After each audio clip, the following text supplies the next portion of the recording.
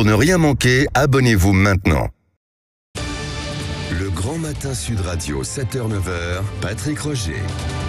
Et l'invité ce matin, Nicolas Dupont-Aignan, député de l'Essonne et président de Debout la France. Bonjour Nicolas Dupont-Aignan. Bonjour Patrick Roger. Emmanuel Macron très offensif sur tous les fronts. Elisabeth Borne, 1 an à Matignon. Zelensky à Paris. La réindustrialisation, la réintégration des soignants non vaccinés. Quelques-uns des sujets que nous allons évoquer, ainsi qu'Erdogan, la Turquie et les prochains sujets aussi à l'Assemblée, comme les retraites et l'immigration. Tout ça en un quart d'heure. Alors on va essayer. Commençons tout de même par l'interview d'Emmanuel Macron au journal L'Opinion, là, ce matin. Avant le 20h sur TF1 ce soir, le chef de l'État qui entend baisser les impôts des classes moyennes. Comment percevez-vous cette offensive d'Emmanuel Macron qui est aussi sur le terrain de la reconquête, je le disais, sur la réindustrialisation ? Ah bah il ose tout. C'est-à-dire ? Voilà, il ose tout. C'est le président de la plus forte baisse de pouvoir d'achat des Français par l'inflation, par le scandale par exemple du prix de l'essence. Vous savez que les marges des distributeurs ou des producteurs ont augmenté considérablement, que les Français sont rackettés. C'est celui qui est responsable d'un prix de l'énergie exorbitant alors qu'on pourrait le baisser. Ce qui fait que ça coûte extrêmement cher à nos PME qui font faillite, mais on nous parle de réindustrialisation tous les matins. Donc, oui, en fait, ce qui est il n'est pas seul, parce que regardez en Grande-Bretagne, même chose, les prix sur l'énergie ont monté de façon incroyable, quoi. Aussi. Il y a une chose différente, c'est qu'en France, EDF produit à 40 € le mégawattheure. Et nos PME, nos artisans, nos boulangers, nos entreprises, ça monte jusqu'à 280 €. Et ça fait faire faillite. Record de défaillance d'entreprise en 2022, ça a doublé par rapport à 2021. J'ai calculé que c'est considérable, que c'est 4000 par mois, ça veut dire plus de 100 par jour. Et il y a une propagande. Ah, il a du talent de communicant, sauf que je crois, vous savez, la communication érigée en politique, quand les faits sont contraires, les Français le voient. Et donc moi, en tout cas, je me fais plus prendre, ça marche plus. J'y crois pas un instant. Ce sont des balivernes, comme on dit. J'y crois pas un instant parce que la réalité est différente. Et il y a des décisions quotidiennes. Le fait qu'Emmanuel Macron ne veuille pas, comme l'Espagne et le Portugal, revenir au prix national de l'énergie et de l'électricité, qui permettrait de sauver des milliers, des dizaines de milliers d'emplois, d'éviter l'usine à gaz, vous savez, du bouclier énergétique. Oui, il y en a un qui en a parlé très bien chez vous. Oui. J'ai vu une vidéo, c'est Ruffin. Et pourtant, c'est pas mon bord politique.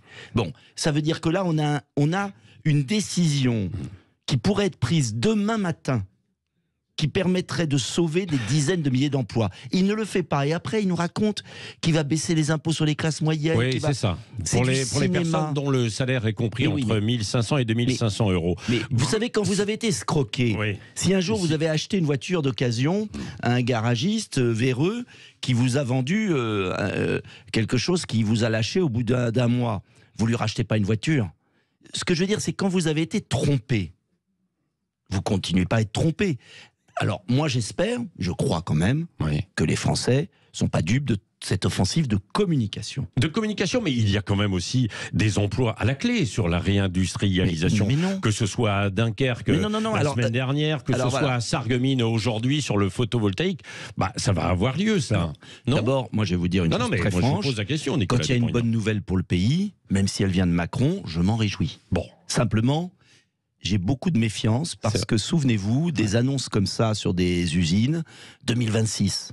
Donc j'attends un peu de voir. Mais très bien s'il y a quelques milliers d'emplois supplémentaires. Mais vous avez des doutes tout de même. J'ai beaucoup de doutes. Pourquoi ? Parce que ce sont toujours les mêmes opérations. Enfin, vous l'avez vu à plusieurs reprises. Il y a eu ce type d'opération. Et puis après, on apprend 2 ans après que le projet est réduit, que ça n'a pas avancé. Donc, si ça marche, très bien. Mais pour 1500 emplois là, ou 1500 emplois, quand il a été à Dunkerque... Quand il a été à Dunkerque, c'est très intéressant. Il y a Val-d'Une à Valenciennes. Il y a 350 licenciements. Personne n'en a parlé. Je vous le dis, 46 000 en 2022. 46 000 défaillances d'entreprises, 4 000 par mois, 100 par jour. Il y a une centaine d'entreprises par jour qui ferment. Et de l'autre côté, on nous parle d'une implantation étrangère. Très bien, ou de 2 ou de 3. Plusieurs, puisque la France est en Europe le pays...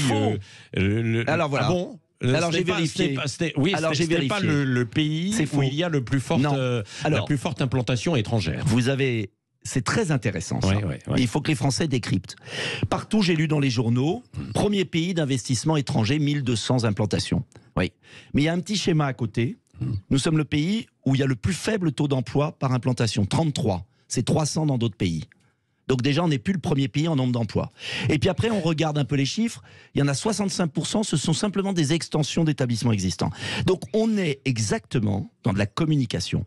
Et si vous avez que des implantations étrangères, d'ailleurs beaucoup plus minimes en termes d'emploi qu'à l'étranger, mais que les entreprises françaises ferment, ça veut dire quoi? Ça veut dire qu'on est en train de brader le pays à des entreprises étrangères. Et quand on a des entreprises étrangères, vous savez très bien que quand il y a un coup dur, quels sont les endroits où ils suppriment les emplois en premier? Pas dans leur pays. Donc Emmanuel Macron déroule le tapis rouge pour les entreprises étrangères. Très bien si ça fait quelques emplois en plus, mais j'aimerais qu'il s'occupe des entreprises françaises qui sont en train de crever à cause du prix de l'électricité trop élevé. Et ce prix de l'électricité, il pourrait le baisser. Il ne le veut pas parce qu'il obéit à l'Allemagne et il obéit à l'Union européenne. Donc j'aimerais que les grands discours, les grands effets de com', très bien s'il y a quelques emplois en plus, mais qu'on s'occupe des entreprises qui existent et qui sont en train de mourir. Là, en ce moment, chaque jour, une centaine par jour d'entreprises, pas d'emplois, d'entreprises. Nicolas Dupont-Aignan, qu'est-ce que vous répondez aussi à sa déclaration sur la réforme des retraites? Il dénonce l'irresponsabilité collective et un déni de réalité sans proposition de la part des oppositions. C'est complètement faux. Et puis surtout, il n'est pas le roi de France. Ça n'a pas été voté. Enfin, cet homme est incroyable. La réforme des retraites, elle n'a pas été votée. Adoptée. Non, elle n'a pas été votée par l'Assemblée nationale, malgré les magouilles avec les Républicains. Ils n'ont même pas réussi à la faire adopter. Et le 8 juin, on va enfin, j'espère, le 8 juin, à l'Assemblée nationale, sauf s'ils trouvent une magouille pour empêcher le vote, on va revenir sur cette réforme. Et je vais vous dire une chose. Proposition de loi de Lyon. Je vais vous dire une chose. Pour abroger la réforme. Oui. Le gouvernement gaspille des dizaines de milliards d'euros, Monsieur Ruffin l'expliquait très bien, sur ce prix de l'électricité. Oui, sur ce. Mais parce que, qu'on soit, vous voyez, très opposés, il y a un gaspillage gigantesque de ressources. Vous allez vous engager avec François Ruffin à la présidentielle, pas du tout. Si ça continue. Pas du tout. Ce que je veux dire, c'est qu'à un moment, il y a des faits, des chiffres. Et quand des gens de bords très différents le disent, c'est qu'on n'est pas dingue. Deuxième point. Je vous en ai déjà parlé, personne n'en parle. Monsieur le maire emprunte chaque mois 1,8 milliard à taux variable, indexé sur l'inflation, à 9% en zone euro, qui coûte aux contribuables sous forme de remboursement d'intérêts d'emprunt 15 milliards par an. 15 milliards par an qu'on donne aux banques, c'est 2 fois plus que la réforme des retraites. Donc c'est tout à fait le macronisme. D'un côté, on va faire souffrir les Français qui sont au chômage à 60 ans, 55 ans, qui vont devoir être au RSA entre 62 et 64 ans pour économiser 7 milliards d'euros. Et de l'autre, on donne 15 milliards aux banques avec des taux d'intérêt à taux variable, alors que si vous empruntez à taux fixe à 3% et pas à 9% à taux variable. Vous voyez, c'est ça qui m'est insupportable pour moi. C'est ce 2 poids 2 mesures. Moi, je suis prêt à des efforts. Faisons des efforts sur les cartes vitales, les fausses cartes vitales. Faisons des efforts en n'empruntant pas à taux variable, en empruntant à taux fixe pour l'État, pour pas que le contribuable paye des intérêts d'emprunt exorbitants pour le budget de l'État. Faisons des efforts sur le prix de l'électricité. Il y a plein d'économies à faire. J'ai écrit un bouquin là-dessus, vous le savez, où va le pognon? Nicolas Dupont-Aignan et Elisabeth Borne, 1 an demain, quel bilan? La pauvre. Pourquoi la pauvre? La pauvre parce que, si vous voulez, c'est un chemin de croix pour elle. Parce qu'en fait, qui décide? Elle décide rien, la pauvre Elisabeth Borne. Elle décide rien. C'est Emmanuel Macron qui décide. Elle est complètement instrumentalisée.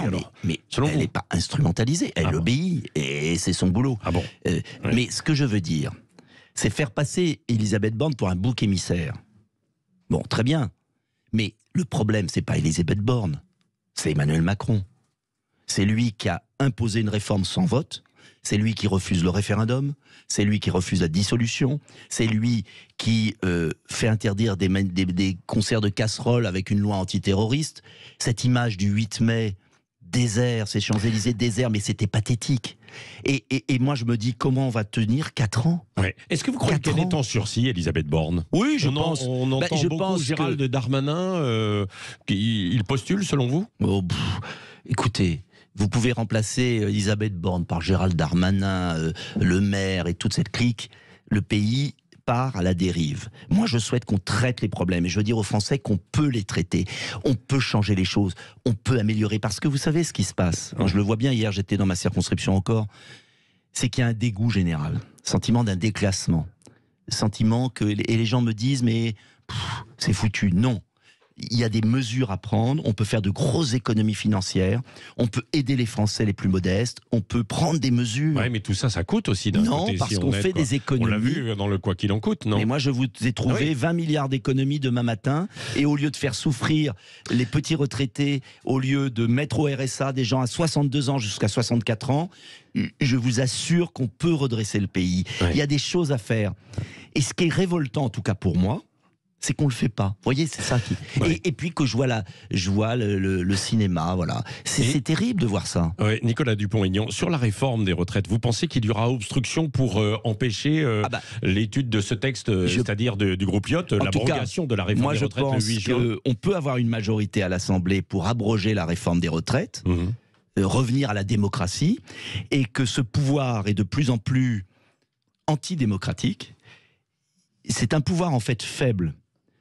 Il sait plus où il est. Donc il est prêt à tout pour mettre le couvercle sur la marmite. Et je trouve ça dangereux parce que vous savez, quand la démocratie ne s'exprime plus, c'est la violence qui s'exprime. Et moi je veux pas de la violence. Je veux un système démocratique. Oui. Nicolas Dupont-Aignan, est-ce que vous applaudissez les soignants non vaccinés contre le Covid qui sont autorisés à reprendre le travail cette semaine? Les soignants non vaccinés et les Français savent assez que je me suis battu pour eux énormément. Donc je suis content qu'on ait voté le 4 mai la loi. J'espère qu'elle passera au Sénat. Pourquoi? Parce qu'en fait, ces soignants, ils ont eu du bon sens. Ils ont eu raison de refuser de s'injecter ce vaccin qui n'en est pas un. Oui, mais alors il y a certaines familles qui vont dire aussi de patients, oui, mais ça pouvait être dangereux pour des personnes fragiles. Pas du tout, puisqu'on sait aujourd'hui même Pfizer l'a dit, le soi-disant vaccin Covid n'empêchait pas la transmission. Donc, on ne se vaccinait pas pour les autres, puisqu'il ne servait à rien là-dessus. Et c'est Pfizer qui le dit. Non, Pfizer l'a dit, il n'y a eu aucune étude là-dessus. Oui. Tout le monde sait. D'ailleurs, la preuve, c'est qu'il y a eu des gens super vaccinés, et même des soignants super vaccinés qui allaient à l'hôpital avec le Covid. Donc, on est en plein délire. Donc, on arrête cette comédie, cette tragédie. Oui. Et je demande, et je le dis, une commission d'enquête parlementaire, comme aux États-Unis, sur les effets secondaires de ces injections Covid. Et je recommande à tous la lecture du livre d'Alexandra Orion-Caude, Les apprentis sorciers. Qui a été dénoncé par d'autres, quoi. Mais bien sûr. Par d'autres spécialistes. Mais oui, mais il y a un débat. Oui. Vous savez, je suis surpris, Patrick Roger, que dans notre pays, on peut avoir des opinions différentes. Mais aujourd'hui, le débat est très difficile. Et ce que les Français attendent de nous, comme de vous, et je sais qu'à Sud Radio, il y a le débat. Oui. Et merci. C'est qu'il y ait les deux opinions, et puis après, les gens sont suffisamment intelligents pour se déterminer. C'est ce qui différencie une démocratie d'une autocratie. Oui. Question, Nicolas Dupont-Aignan, il nous reste 1 minute 30, sur le président ukrainien Zelensky, en visite express hier à Paris. Il demandait l'aide de la France. Ce sera à minima, finalement, sur les Ça équipements. Suffit. Moi, je vous dis ce que je pense. Il est temps de faire la paix dans cette zone. Poutine est affaibli. Zelensky est en train de sacrifier son peuple. Nous sommes en train de suicider l'Europe. Oui, parce qu'il envoie comme de la chair à canon le peuple ukrainien dans un conflit sans issue, alors qu'il faut faire la paix, et que ce conflit est en train de pousser la Russie dans les bras de la Chine, est en train de ruiner l'économie allemande et française, est en train de nous fâcher avec le reste du monde. Donc moi je vous dis, je sais que c'est pas populaire, je dis j'ai proposé 1000 fois un plan de paix équilibré, je me réjouis qu'un président brésilien ait fait la même chose. Il faut arrêter cette folie. C'est une folie. Pour ça, il faut convaincre Poutine d'arrêter. Il faut arrêter. Parce que Poutine envoie aussi de la chair à canon. Mais bien sûr. Et je ne suis ni pour l'un ni pour l'autre. Mais en revanche, j'en ai assez. L'Angleterre a livré ce week-end des missiles longue portée. C'est une folie qui peut nous entraîner vers la guerre mondiale. Il faut arrêter parce que les problèmes économiques et sociaux de notre pays aujourd'hui sont en partie liés à cette incapacité à faire taire les canons là-bas. Et on peut le faire maintenant. Il faut simplement un vrai plan de paix. Comment ? Eh bien, en garantissant un Donbass autonome, comme on l'avait fait au moment des accords de Minsk, et on ne l'a pas fait respecter par l'Ukraine, en démilitarisant l'Ukraine et en demandant le retrait des troupes russes. L'un va avec l'autre, et en mettant des troupes de l'ONU sur place.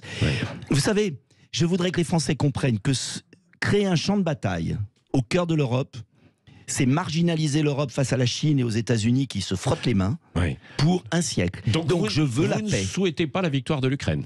Il n'y a pas de question de victoire ou pas de victoire. Je ne souhaite ni la victoire de l'un ni la victoire de l'autre. Je souhaite qu'on sépare. C'est un conflit territorial localisé. On en fait une guerre mondiale pour le plus grand profit des États-Unis sur le plan économique et de la Chine sur un plan géopolitique. Moi, je crois que l'Europe a besoin de la paix. Souvenez-vous, si on ne le fait pas maintenant et que ça s'enquiste ou que ça dérive en guerre, c'est l'Europe qui va perdre. C'est pas les États-Unis, vous savez, qui vendent leur gaz liquéfié. C'est pas la Chine qui récupère la Russie, l'Afrique, le reste du monde. Donc, est-ce qu'on peut voir un peu plus loin que le bout de notre nez? Merci Nicolas Dupont-Aignan, président de Debout la France. C'était l'invité ce matin de Sud Radio.